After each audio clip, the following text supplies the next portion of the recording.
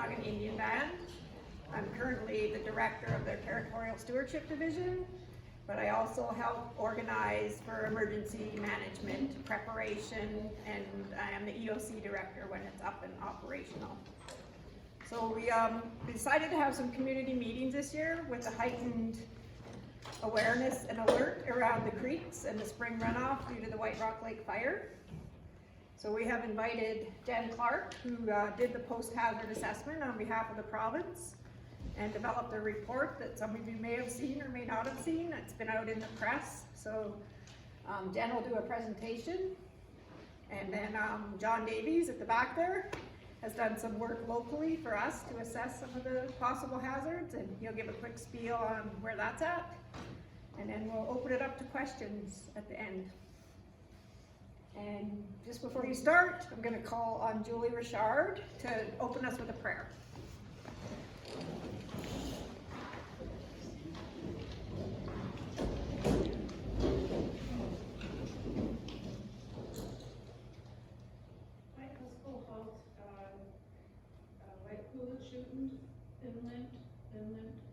Inland for the community members that have come out tonight and are here to learn about our upcoming spring and possible hazards.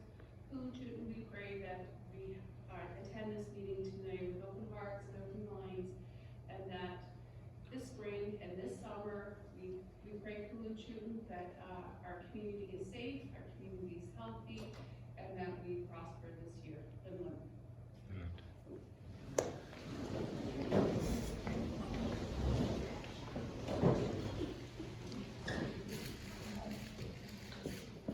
Good afternoon, good evening. Thank you for taking time out of your day to come and listen to me. My name is Jennifer Clark.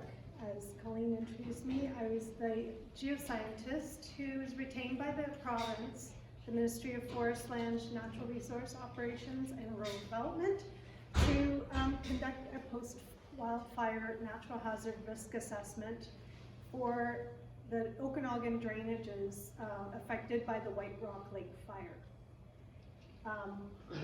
I'd like to acknowledge that the project area is located in the unceded territory of the Syilx, and I'd also like to acknowledge that Okanagan Indian Band provided maps, ortho imagery, and crew from the Territorial Stewardship Office accompanied me in the field for the field work portion. Immediately after the fire, the province initiates a post-wildfire reconnaissance. And this work is done by helicopter mostly. And what it does is it gives a high-level overview of what the hazards and risks may be to communities. And this creates a priority system for further, more detailed assessment. So I was retained by the province to do the ground-based, more detailed assessment on the study area. So what I'm presenting to you today is the results of that assessment that I did.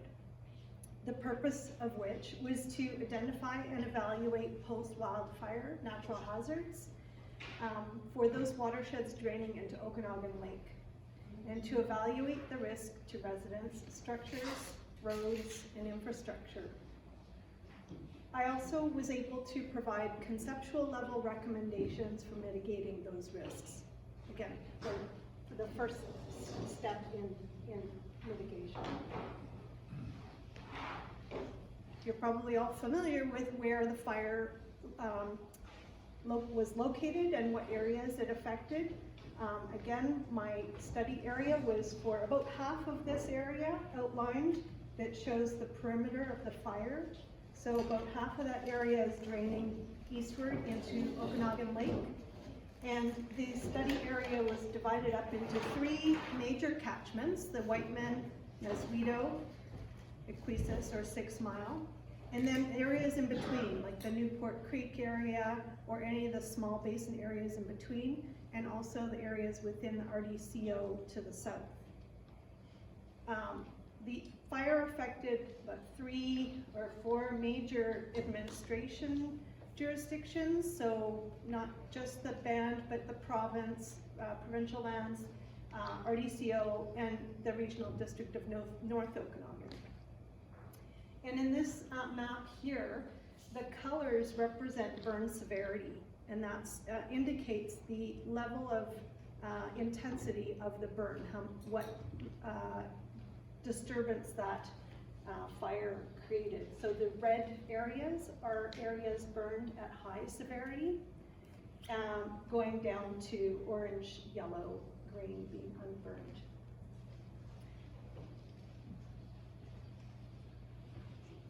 The reason why that's burn severity information is important is because for areas burned at high severity, there is a complete loss of the forest and the understory, that's the vegetation underneath the trees. So that's all needles and leaf litter, any organic material is gone. Those levels burned at high severity signal the areas that are most likely to experience wildfire, post-wildfire natural hazards, such as flooding or landslides.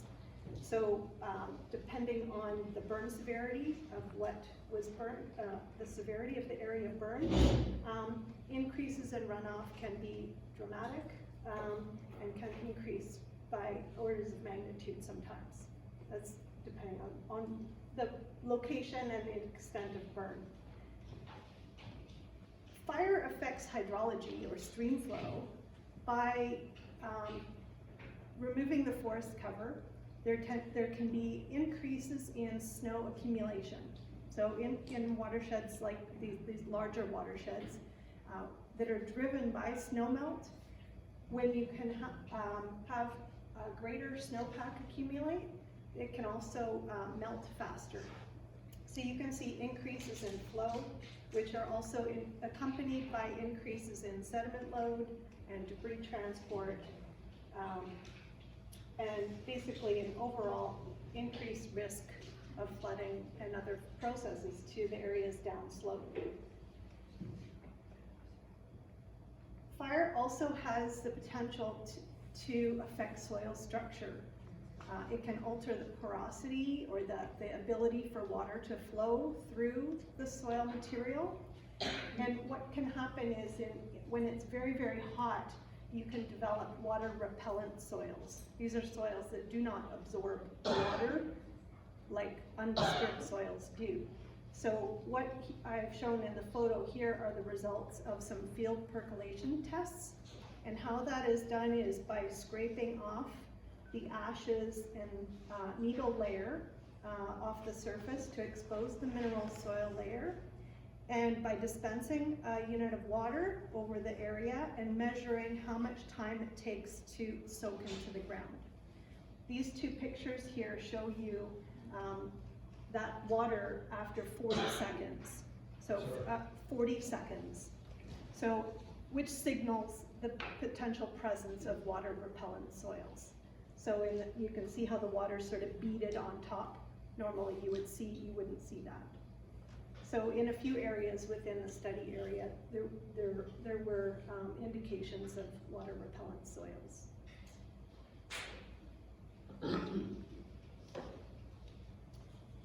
What kind of impacts might you expect to see attributed to fire-related areas? I'm going to provide you a few examples, just photos from elsewhere in the province or elsewhere in North America that show examples of this. This photo here is from post-fire flooding from the Elephant Hill fire that affected Ashcroft, BC. And the flooding occurred the year after the 2017 fire. And in this photo, you can see how the stream capacity was decreased by the volumes of sediment moving through the system, and it caused the channel to open up and break up into multiple channels flowing across the fan area. Here's a few other examples from the US, where on steeper slopes and steeper stream channels, you can see that increases in flow cause downcutting or erosion, and it can also cause the movement of that sediment to the flatter areas downstream. In the example in the center photo, you can see how the bark was washed off the trees at the lower level, and the sediment was deposited underneath. So it shows that there was a really large flow that then deposited the sediment in the valley below. And another thing to point out is that we can have downstream effects, even though the immediate area wasn't burned. If there was a burn occurring in the upper part of the watershed, those effects can transport downstream.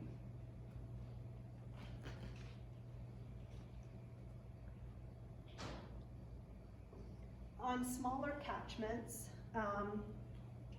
not so much Whiteman, but this is an example at the north end of the lake in the Newport Creek area, where on a smaller catchment we have a greater risk of sediment-laden floods. These are floods that are mostly sediment, so they could be almost wet landslides, or debris flows. And so on these smaller catchments in areas that have been burned, these types of processes can occur, and in fact did occur last fall in the Newport Creek area, where some residents experienced deposition into their yards and homes.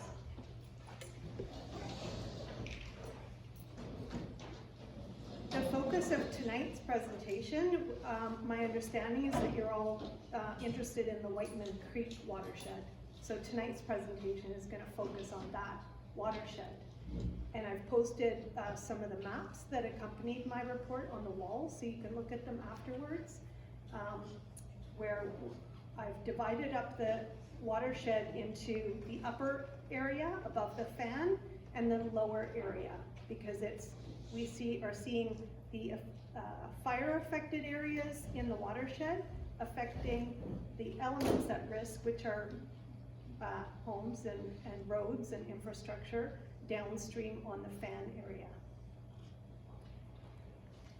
So the photos I'm going to show you are photos taken during the field assessment, which was last fall, so snow was just starting to accumulate.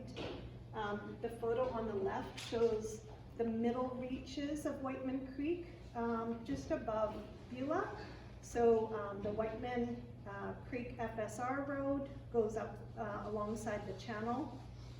That area was quite extensively burned all the way down to the channel.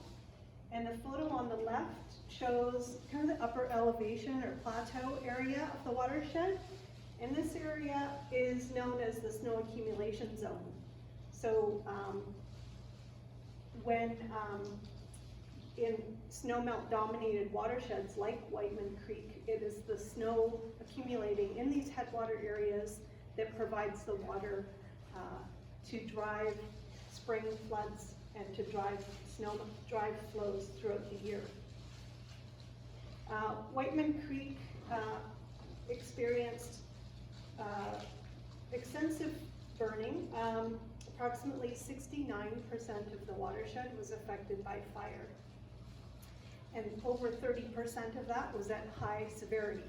So those photos that I showed you before, the completely burned forest, describes much of Whiteman Creek.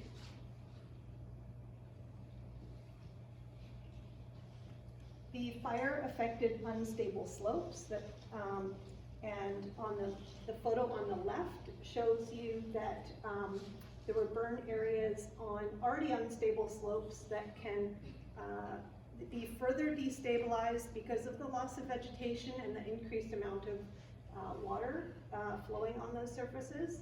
And those slopes deliver sediment directly to Whiteman Creek. On the photo on the right-hand side shows a photo of some fire-affected riparian areas. Riparian areas is the forest immediately adjacent to the channel.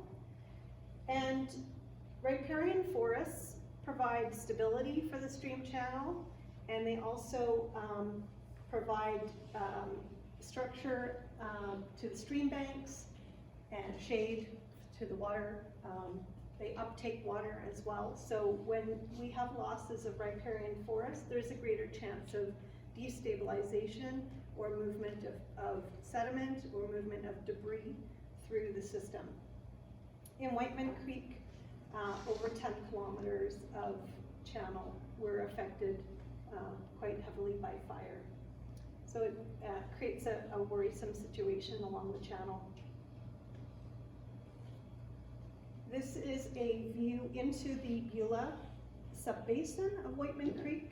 And again, Beulah also has a road that goes all the way up to Beulah Lake.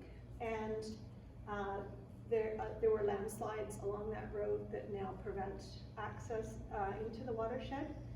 That was a heavily burned area of Whiteman watershed. Just some more photos to show the riparian forests, and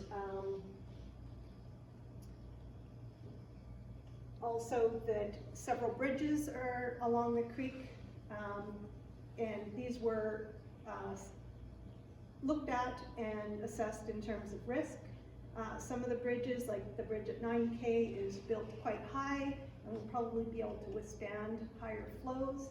Other bridges, such as at South Fork, and I don't have a photo here of the Ma Forest Road bridge, but they're lower and more vulnerable. Intense heat from the fire can also cause fracturing of rock, large rock. So burned areas also have an increased risk of rockfall hazard. So this is why a lot of the roads remain closed to access, because they're quite hazardous still. There's a photo of a large rock just precariously balanced on a tree along the road there. Now, looking further downstream, this is a photo of the Whiteman Creek Bridge on West Side Road.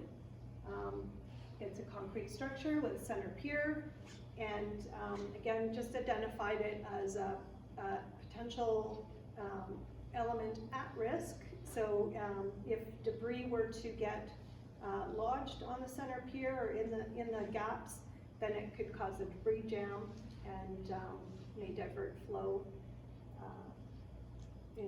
across the fan. And this is a view of the Whiteman Creek fan. So we have the Parker Cove subdivision on the right-hand upper side of the photo. And one of the things you can see along the channel, perhaps, is our areas where, if my thing doesn't show up, where bank erosion and some accumulation of sediment occurred because of the floods in 2017 and 2018. So again, I tried to incorporate the information that I could find and was given to me to assess risk on the fan, looking at what happened in the past.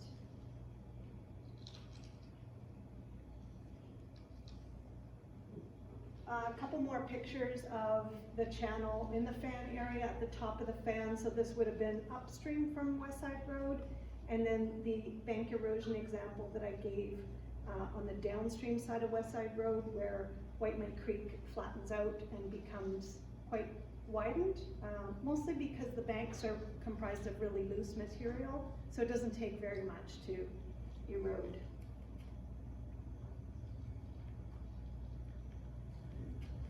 The natural hazard risk assessment results are summarized for each watershed and for each fan area on the maps that we've developed, and again up on the wall as well. For each fan area that was discussed in the report, we created a watershed report card or a fan report card. So there's information on what the risks are, what areas were burned, what length of riparian forest was lost, and then describing what elements are at risk, whether it's a road, bridge, homes, water intake system, etc. So the colors indicate levels of risk, and the purple area on this image shows those areas assessed as being very high risk. So again, the risk assessment process takes both the two parts of the equation. One is what the hazard is. So what is the likelihood that we'll experience peak flow increases because of the fire? And then the other side of the equation is what are the potential consequences of that? So those two things put together form a risk matrix, and the risk results are portrayed on the map. The mapping was done through interpretation. It's not a model or anything numerical. It's interpreted or judgment based on LiDAR data, based on knowing where the 2017-2018 floods occurred. It's based on field evidence, and again, it's fairly preliminary, high-level risk. So what you can see on this map is that there's a very hard line along West Side Road, and you might think, well, what does that mean? There has to be some way to divide areas, and it's a logical place to put a line. It also suggests that maybe there's ditch lines or ways to easily mitigate a flood event if it were to overtop that south side of the creek. So if waters overtop the banks on the right-hand side or the south, then it would inundate that forested area between the slope and the road, and perhaps not cross the road. So again, it's very judgmental and it's very rough. The map shows that the areas outside, very high risk, are not zero either. They're rated high risk, somewhat lower. Again, it's relative. And then the next level out on this fan would be the distal areas on the outside parts of the fan where water is not likely to inundate, are rated a bit lower, at moderate risk.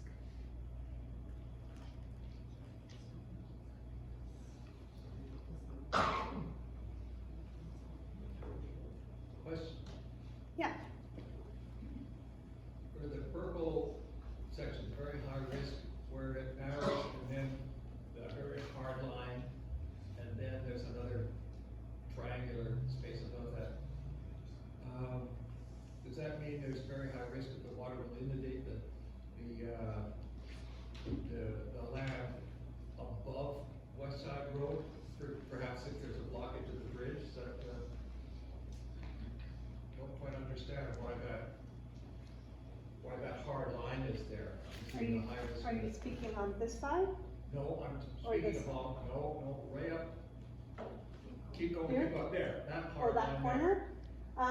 That was, again, based on interpretation of physical data and field data. So if you can see this base map, it's really difficult to see on this image. You can look on the posted map. Underneath, you can see very slight shadows that represent old stream channels. Oh, I see. So a lot of predicting where water will flow is based on where water used to flow. So looking at these shadows and these old channels that break through what now is covered with forest, we can kind of try to predict where water might flow. And I know just from memory that the property here at the corner is built up a little bit higher. I think there's some riprap along the bank. So again, it's quite relative and it's approximate. It doesn't mean that this is free from hazard.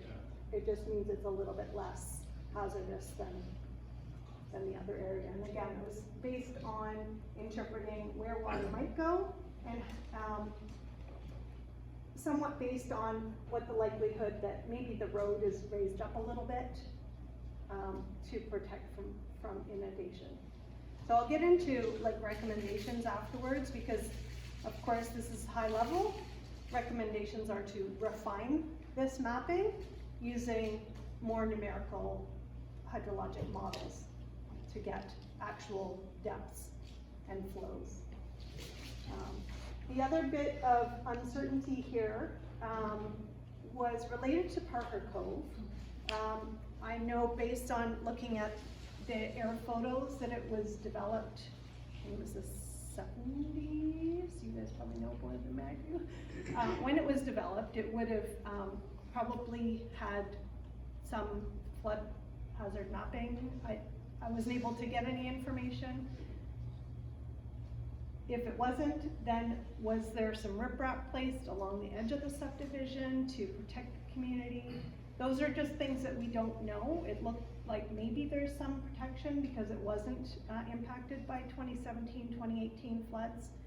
But that again are those the kinds of questions we would ask to refine this mapping.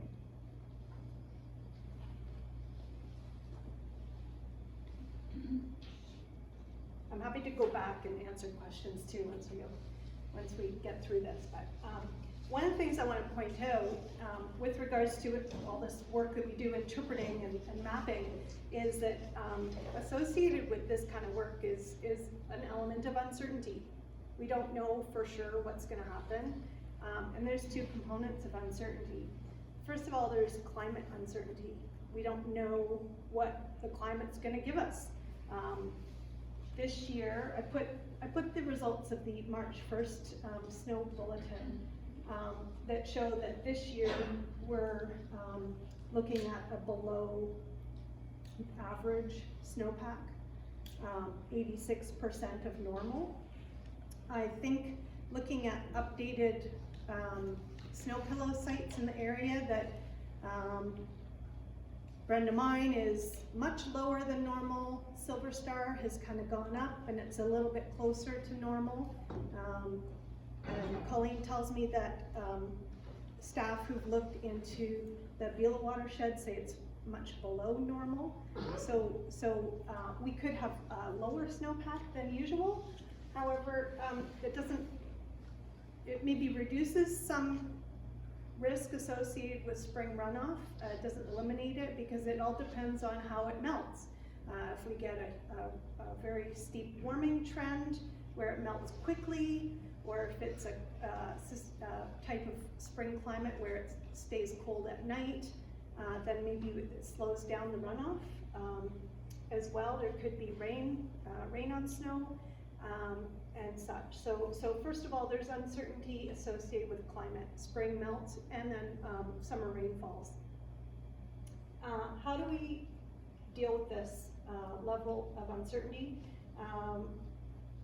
We recommend monitoring. So the River Forecast Center provides snow conditions and water supply bulletins that are published every month. The next one is due out in a couple of days, in the end of the week. We'll get an update on that, and I know that the band is also monitoring individual creeks with stream gauges. So this monitoring has already begun and will continue as the snowpack continues to accumulate, probably through April, until we know what's going on. We know that the Whiteman Creek peaks mid to late May. Could be a little bit earlier this year. We'll see. The other level of uncertainty is related to those of you who live on the fan. There's an uncertainty associated with what those impacts might look like. Again, we don't know because we need to know more about the hazard first. It is very difficult to predict the impact level because it's not only dependent on the runoff, but also dependent on the specific site, where you're located on the fan, what your house looks like, whether it has how it's situated. Whether it has a sump. Exactly. There's very specific site details that are not incorporated into this level of detail.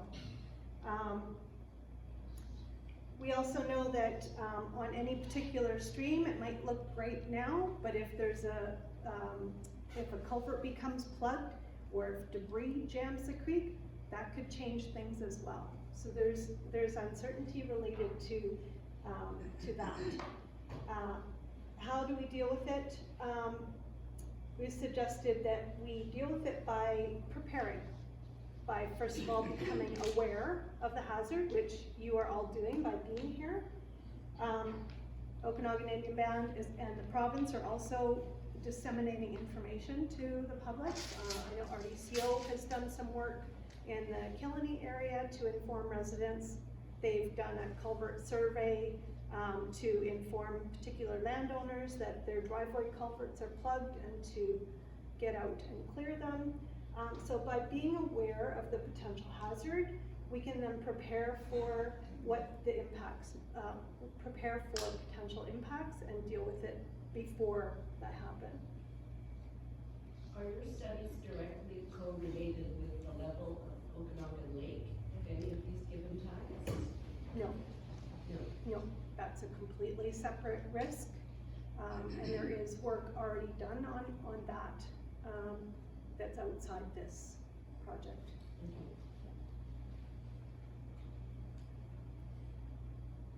So the conceptual level or high level recommendations that come out of the report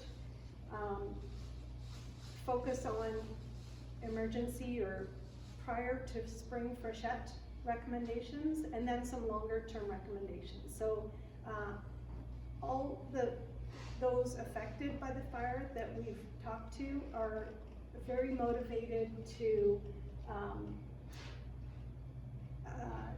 deal with the potential for spring hazards, and these are some of the recommendations that are being followed now. So public awareness, distributing messaging and emergency response information, increasing the frequency of monitoring and inspection, preparing for increased runoffs. We know that the Ministry of Transportation Infrastructure is aware of the hazards and is working to have a closer look and possibly stockpile culverts and machinery if needed. And in particular, special attention is being placed on those major stream crossings such as Whiteman Creek. Through identifying high-risk areas too, there can be ways to protect assets, or these are, you know, possibly residences or infrastructure in high or very high hazard zones. So it might include having sandbags available, being proactive with building ditches or berms, stockpiling equipment, and having emergency response planning organized.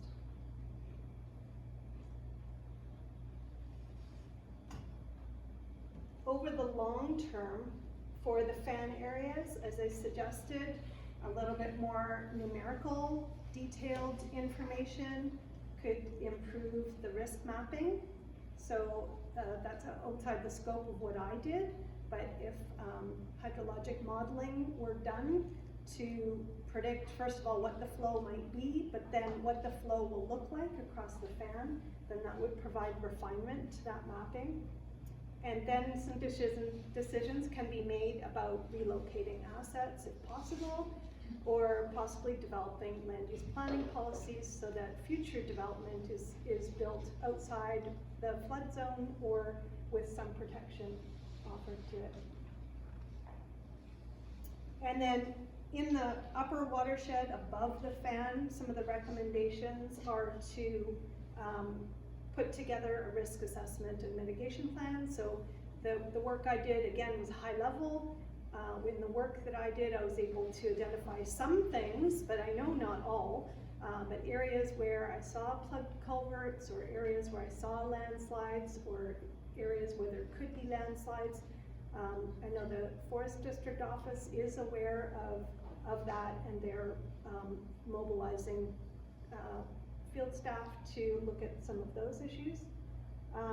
There could be opportunities to improve the riparian zone through removing debris or starting a repair and restoration program in the watershed.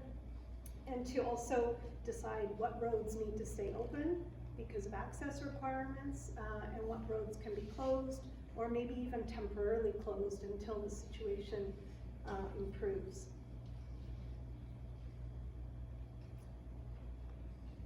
So again, I just want to remind you that the White Rock Lake fire has led to some conditions that increase the level of risk of flooding to the fan area. I'm hoping that presentations like this will help raise awareness, and now those involved are aware and able to do what's required to prepare for their potential occurrence. The worst effects are expected to occur over the next 3 to 5 years until vegetation in the watershed begins to recover.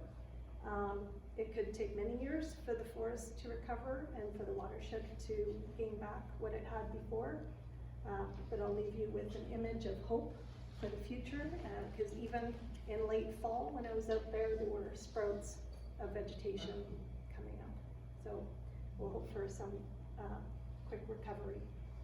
So I'm happy now to answer any questions you have, or if you have information you want to share. Are you aware if there is any proactive debris removal in the Whiteman Creek itself? Like from from about 300 meters up from the shore, there was a debris dam, and then as we go up the creek, I'm sure there are more. Is there anything that's being done now to mitigate the possibility of water dams, of debris dams? I am not. Maybe Colleen can answer any questions that the band probably is involved in. So they're being assessed, but there's not a plan in place to remove it. So it's not always the best alternative to take it out. You wanna see first what it's doing, because sometimes they're beneficial. Okay. Direct water to keep it in the veins. Yeah. So we're aware of the one you spoke of, I'm very aware of, and the ones up, there are some upstream that we mapped and we're aware of them, and Okay. we'll keep an eye on them. This is a follow-up. Is there an agreement in place with the regulatory body? I mean, we can't do anything with it without the permission of fisheries. Yeah. Whoever they are. Is there an agreement already in place to allow for rapid attack on possible damming? They're aware that we're removing stuff. I don't know that there's an agreement in place, so if you're in a state of emergency, Okay.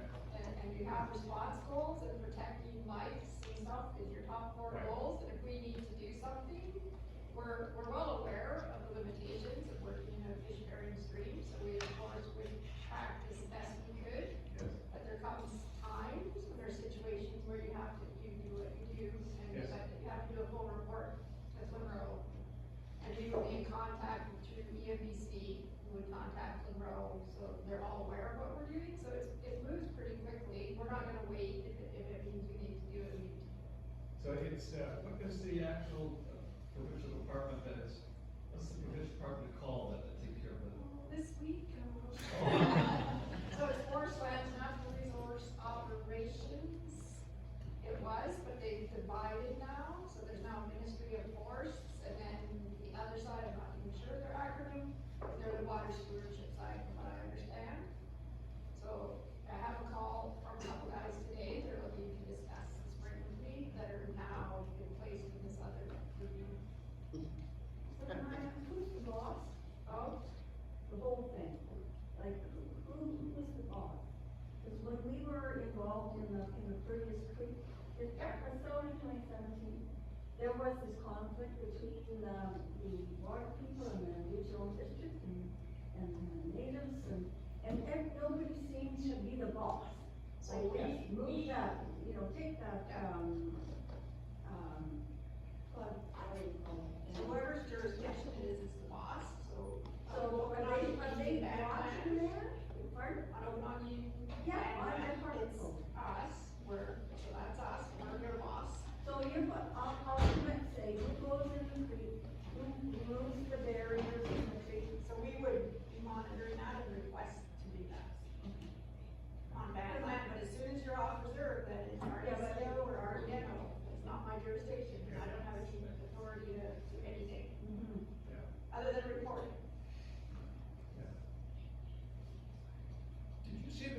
landslides before winter came up, as a result of this fire?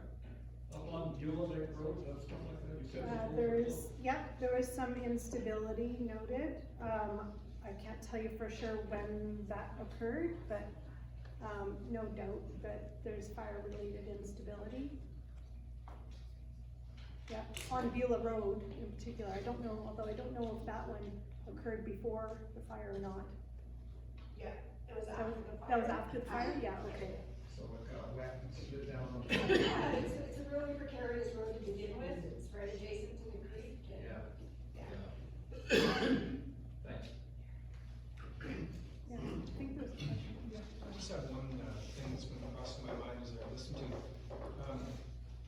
up Whiteman Creek, I know a few years ago, there was a bit of a debris dam that was formed and they issued evacuation alerts to Parker Cove, I believe it was. It doesn't matter if those facts aren't exactly right, but what I'm wondering is now, are they monitoring closely the level? Like, would they know pretty quickly that there was a debris dam up there that they need to deal with? There is a Water Survey of Canada gauge halfway up Whiteman, and it's operating real time. So you can look at it at any time and see what the creek flows are. You can look at that. So whether that matters, that means somebody would have to be looking at it. And I can't say that anyone at the province is, but I bet you that. We're monitoring, so Yeah. right, so regular monitoring, so when we go and look and the creek's all of a sudden 2 feet less, then it was, something's happening, right? And we'll do our best to figure out what it is, but again, the jurisdiction is soon to be reserved falls to RDNO and RDCO. And we don't report it up to the UBC and to that, but we have no ability to act on it, I guess. We can't send a piece of equipment up there and do the work once it's off their land. I think by letting the population down there know how concerned we are about all this, I think there's so many people out walking about and down there, you kind of notice, something in the stream flow. Yeah, right, and we rely on the community, like, we've had reports already this year, there's a creek running across West Side Road, what's going on? And so we enjoy and appreciate the calls, right, and we'll confirm the information and make sure it's accurate, and then we'll develop a plan. Yeah, I think that's a really important message, is that by being aware, which is half of the equation, but also knowing who to call. And so maybe there's a way to share contact information through your community, either post it on the mailbox or something, saying, you know, if you see something unusual, please report it. I've left at the front table this little brochure that's issued by the province, and it talks about how to recognize, does it? What you should do during a storm. Oh, too bad it doesn't have that. One of the things that is helpful to know is are recognizing those issues. So if the water level drops, the creek is flowing nicely and then all of a sudden it stops, that's not usual. Or likewise, if it's clear water and all of a sudden it gets to be very muddy, turbid or muddy water, that's a concern too, because it can signal an upstream landslide. So, being aware what a stream looks like normally versus what it looks like in a flood condition, and knowing who to call. So Ministry of Transportation maintenance contractor on West Side Road, or the Okanagan Indian Band office for creek-related issues.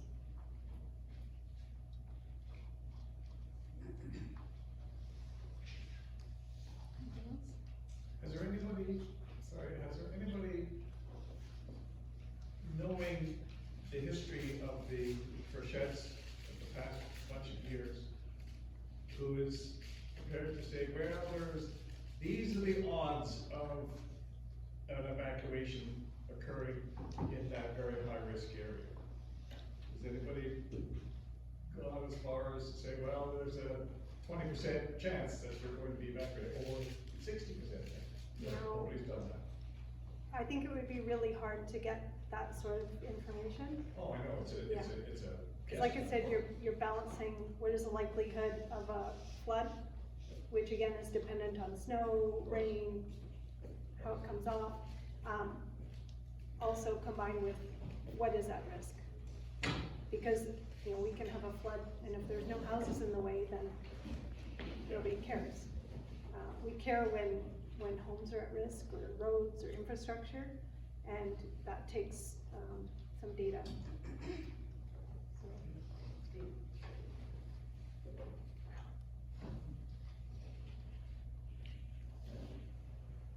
So I do have a question then. So if we're in the monitoring stage right now, and we know this risk, we're watching the weather, we've got 4 days coming of rain, non-stop rain. That's when we're gonna start probably trying to get our stuff in order and know that we might be on an alert, right? Order, yes. Yeah, and I think that information will come through the Okanagan Indian Band, who is already preparing what those might look like and what those plans might be for responding. You know, how to respond, where people would go, how to communicate that information. That is being done through the band.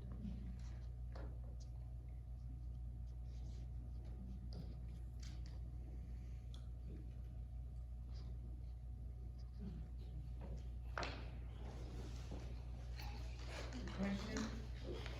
Hi. So if OKIB is in relationship to interior health, so if we are evacuated, will we have more guidelines as to people with disabilities? Because we ran into that during the fire. Now, is interior health, are we partnering up with them for evacuees, say down Parker Cove or West Shore or 6 Mile? Like, It's because some Jen's here just specific on the flooding, she doesn't have that Oh, sort of information. okay. But Okay. we'll record the question and we'll find out, okay, so, yeah, would be, appreciate the question, yeah. okay. Well, thank you very much.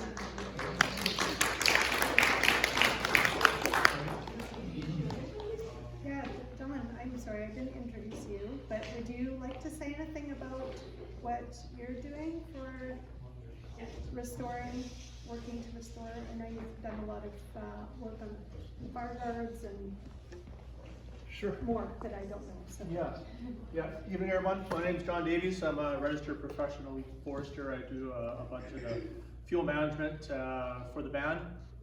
And last year I was in the EOC supporting Colleen and the band with as the operations chief and fire branch coordinator, trying to do what we could to protect the community. After that, I moved into the environmental recovery manager role under Janelle Brewer, and we've been working ever since to deal with the dead and dying trees that are on reserve and some of the watershed stuff, restoration and rehabbing the fire guards. So the government is responsible for anything they do during suppression to put back to as close to a natural state or pre-fire condition as possible. So we've been working on that. We did implement some of those priority crossing areas, so some of the creeks up Oswego and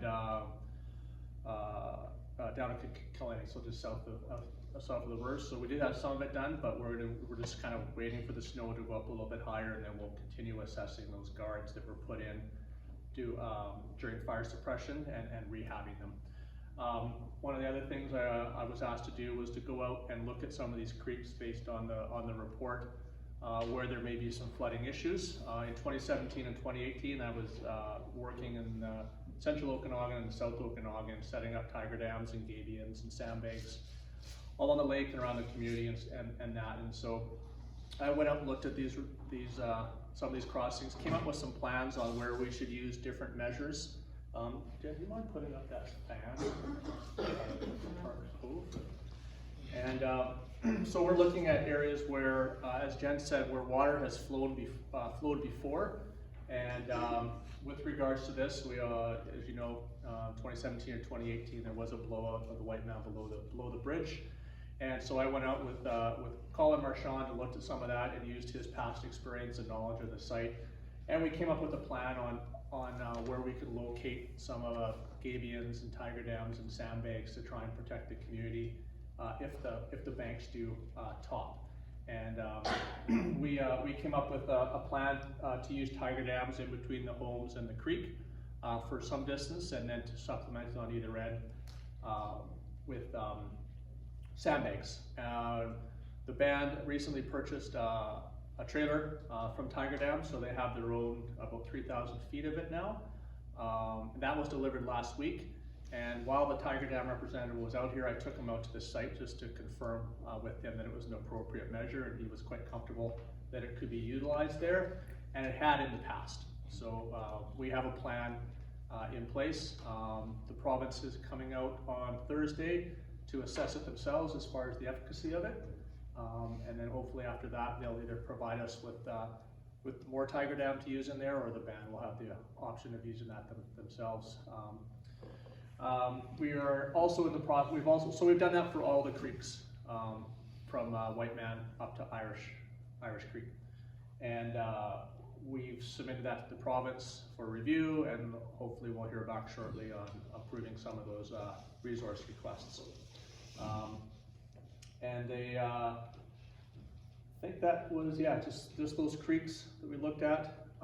We're working on a number of other initiatives and funding applications through Colleen's office for funding to look at restoration activities within the riparian area on and off reserve, and to see what we can do to try and get those back to functioning properly and being safe, including potentially moving debris if appropriate. Did I miss anything, Colleen, that you want me to speak to? Can I ask a question? Yes. I know that creek very well myself. I've walked up and down it from west side to the lake for 50 years, and I know the area where it's washed out quite a bit. Would you say that the south side of Whiteman Creek is, like we call it, very high? Would you say that the south side is kind of like more extremely very high, as opposed to, I know I'm making this up, but I mean, is it higher risk that you stay, say, on the south side of the creek or on the north side? There seems to be, and Jen may be able to answer this as well, there seems to be more lower areas on the south bank area. There is quite a lot of freeboard or a lot of height on the bank, especially closer to the bridge. But as you get down towards the lower bridge, there are a few lower portions on the north side.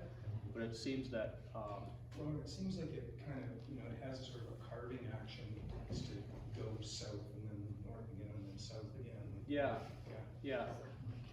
And obviously, we would like to just keep the creek in the creek bed and under the bridge, so we won't wash out more land or impact structures and whatnot.